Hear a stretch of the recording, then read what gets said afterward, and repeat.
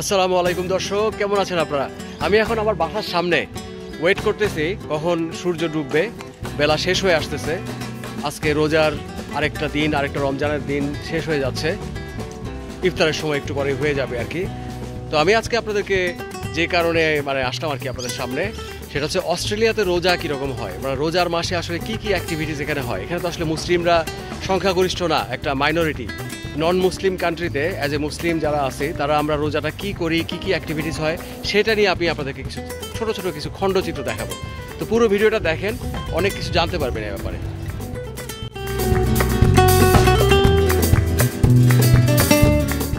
অস্ট্রেলিয়ার মোট জনসংখ্যার মাত্র 3.2%, 3.2% হচ্ছে মুসলিম।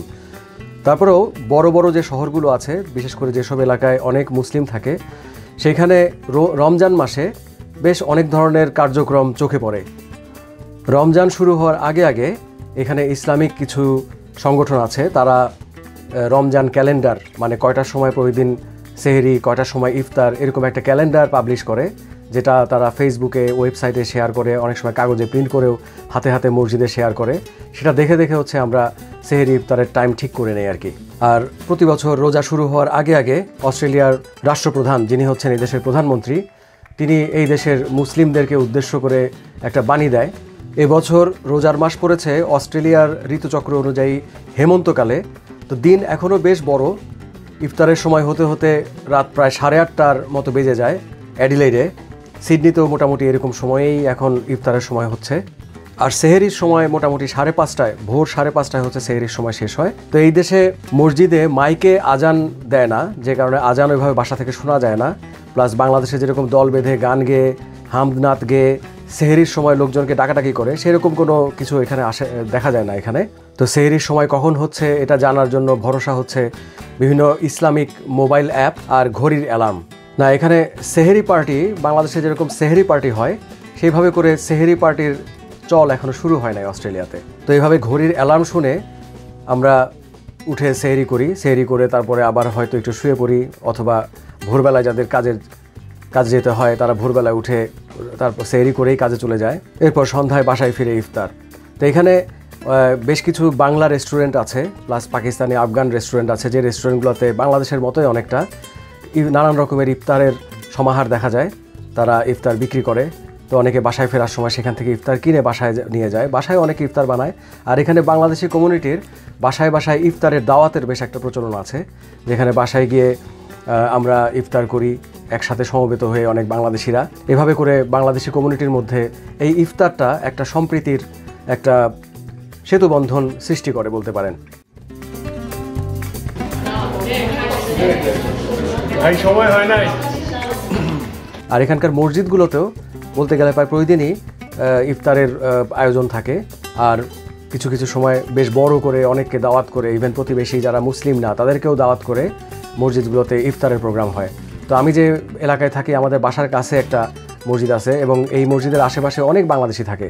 তো তারা সবাই মিলে প্রতি বছর, বেশ কয়েক বছর ধরে এটা হয়ে আসতেছে, প্রতি বছর তারা বেশ বড় করে একটা ইফতারের আয়োজন করে। তো গতকালকে ছিল এরকম একটা ইফতারের আয়োজন, সেখানে আমি গেছিলাম। এবং সেই মসজিদের আশেপাশে বাংলাদেশি বা অন্য কোনো দেশ থেকে আসা যে মুসলিমরা আছে, যেমন পাকিস্তান থেকে আসা, ইন্ডিয়া থেকে আসা, আফগানিস্তান থেকে আসা, আরও অনেক মধ্যপ্রাচ্যের অনেক দেশ থেকে আসা অনেক মুসলিম রোজাদার সেই ইফতার পার্টিতে জমায়েত হয়েছিল। অস্ট্রেলিয়ার মসজিদগুলোতে এখন খতম তারাবিও পড়ানো হচ্ছে। আমি যখন আসছিলাম বেশ কয়েক বছর আগে, তখন যতগুলো মসজিদ ছিল, এখন আলহামদুলিল্লাহ মসজিদের সংখ্যা অনেক বাড়ছে, অনেক মসজিদ হয়েছে। এখন আমার বাসার কাছেও একটা মসজিদ আছে, আমি যেখানে কাজে যাই আমার অফিসে, সেই অফিসের কাছেও জাস্ট রিসেন্টলি একটা মসজিদ হয়েছে। তো এখন বলতে গেলে প্রায় সবগুলো মসজিদেই খতম তারাবি হয়, পুরো কোরআন শরীফ প্রথম থেকে শেষ পর্যন্ত খতম করানো হয় আর কি তারাবির নামাজে। আগে দেখতাম যে অনেক মসজিদে সূরা তারাবি হতো, এখন বলতে গেলে সবখানেই খতম তারাবি হচ্ছে। আর এই রমজান মাসের একটা বড় আকর্ষণ হচ্ছে রামাদান নাইট।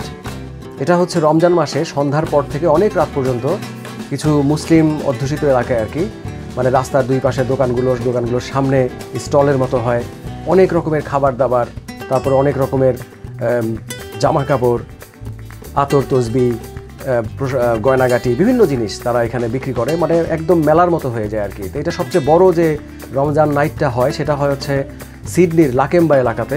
এছাড়াও সিডনির আরও কয়েকটা এলাকাতেও এখন হচ্ছে, মেলবোর্নেও হচ্ছে, ইভেন অ্যাডিলেডেও হচ্ছে। অ্যাডিলেড যদিও একটা ছোট শহর, আমি যেখানে থাকি এই ছোট শহরেও এখন একটা রামাদান নাইট হচ্ছে এই বছর, যেখানেও অনেক দোকানপাট তারা সন্ধ্যার পরে মানে ইফতারের পর থেকে শুরু করে অনেক রাত পর্যন্ত অনেক মানুষজনের আনাগোনা বেশ একটা উৎসবমুখরভাবে একটা মেলার মতো করে রামাদান নাইট উদযাপন করছে। এভাবে করেই রামাদানটা আমাদের কাটে আর কি। এখানে আমরা যারা বাংলাদেশি বা অন্য দেশি যে মুসলিম যারা আছে আর কি, আমাদের মধ্যে মোটামুটি উৎসবমুখরভাবেই এই রামাদান বা রমাজান মাস যেটা সেটা আমরা অবজার্ভ করি। আর মাসের শেষের দিকে, রমাজানের শেষের দিকে ইভেন এখানে চাঁদ রাতের অনুষ্ঠানও করে অনেক বাংলাদেশি সংগঠন। সেখানে মেহেদি হাতে মেহেদি লাগানো, কিছু গান বাজনা, তারপরে অনেকে যারা শাড়ি গয়নাগাটি এগুলো বিক্রি করে তারা, তারপরে খাবারের স্টল হয়। বেশ একটা আনন্দমুখর একটা সম্প্রীতি বা একটা অনেক বাংলাদেশিদের একসাথে এসে একটা একসাথে হওয়ার যে একটা আনন্দ, সেটাও এখানে বেশ ভালো দেখা যায়। তো এমনি করেই আর কি আমাদের রমজান মাস কাটে। তো এরপরে তো আসে ঈদের দিন। এখানে যেহেতু আসলে এটা মুসলিম কান্ট্রি না, তো সরকারি ছুটি ওইভাবে নাই, কিন্তু ঐচ্ছিক ছুটির অপশন আছে। আমি যেমন ঐচ্ছিক ছুটি নেই, অনেকে এরকম ঐচ্ছিক ছুটি নিয়ে ছুটির মধ্যে তারা ঈদটা উদযাপন করে সবাই মিলে। তো দর্শক, আপনাদেরকে অস্ট্রেলিয়াতে রমজান মাস কিভাবে পালিত হয় সেই সম্পর্কে আজকে কিছুটা ধারণা দিলাম। তো আপনারা জানলেন, বিশেষ করে যারা অস্ট্রেলিয়াতে আসার কথা ভাবছেন, তাদের মধ্যে যারা ভাবছেন যে রমজান মাসে অস্ট্রেলিয়াতে কেমন কি হয়, কিভাবে কি করবেন, তো তাদের জন্য হয়তো এই তথ্যগুলো বেশ ভালো কাজে লাগবে আর কি। তো আপনারা সবাই ভালো থাকবেন। নেক্সট ভিডিওতে আবার দেখা হবে। খোদা হাফেজ। আসসালামু আলাইকুম।